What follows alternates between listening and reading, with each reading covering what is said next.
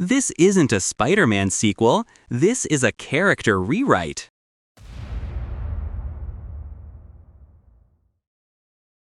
The Spider-Man brand new day trailer just broke the internet. But the real story isn't the trailer, it's the direction. Because for the first time, this doesn't feel like Marvel's Spider-Man. It feels like he's on his own. Look at the tone. No flashy tech, no Avengers backup, no billion-dollar mentorship program. Just Peter, in a city that feels heavier than before. This is the closest we've gotten to the classic version, where Spider-Man isn't saving the world, he's barely holding his own life together. Which, to be fair, is the most relatable superhero concept Marvel has ever had. Now let's talk about what he's up against, because this isn't one villain, this is a problem list. We've got strong hints of Scorpion finally stepping in, a wider criminal network forming, and most importantly, Frank Castle, the Punisher. I'm so excited. And if Punisher is in your movie, congratulations! You are no longer in a fun situation. Because Punisher doesn't do speeches, he doesn't do teamwork, he solves crime like it personally offended him. Spider-Man used to worry about missing homework, now he's sharing screen time with a man who thinks due process is optional. And let's be real, this isn't about one big villain, it's about pressure from everywhere.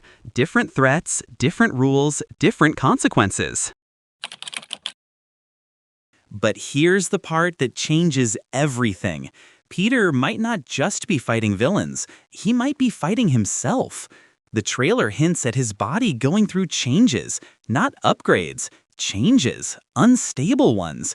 We're talking mutation, evolving, loss of control, and yeah, possibly even the more extreme comic elements, including the idea that his body might start doing things it's not supposed to, like laying eggs, which is not the kind of character development anyone asked for.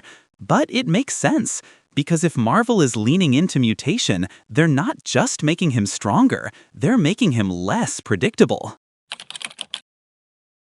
And that connects to something bigger. Bruce Banner showing up isn't just a cameo, it's setup. Because if Spider-Man's powers are being redefined through mutation, that puts him closer to the future of the MCU. Mutants, new threats, higher stakes, and possibly preparing him for something way beyond street level. Because let's be honest, you don't start rewriting a character's biology unless you have bigger plans.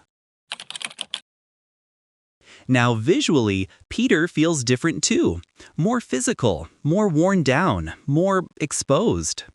Marvel is clearly shifting Tom Holland out of the kid image and into something more serious, more leading man.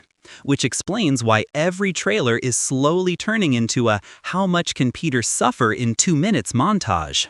Emotionally, physically, and apparently biologically. So Brand New Day isn't just another Spider-Man movie. It's a shift. More grounded villains, a darker tone, a hero dealing with pressure from everywhere, including his own body, and a story that feels less like a continuation and more like a transformation. The film is expected to release in 2026, which gives Marvel time to get this right. Because if this works, Spider-Man doesn't just carry his own franchise again, he might end up carrying the next phase of the MCU. If you want breakdowns that go beyond trailers and actually explain what's happening behind the scenes, subscribe, because this is where things start changing.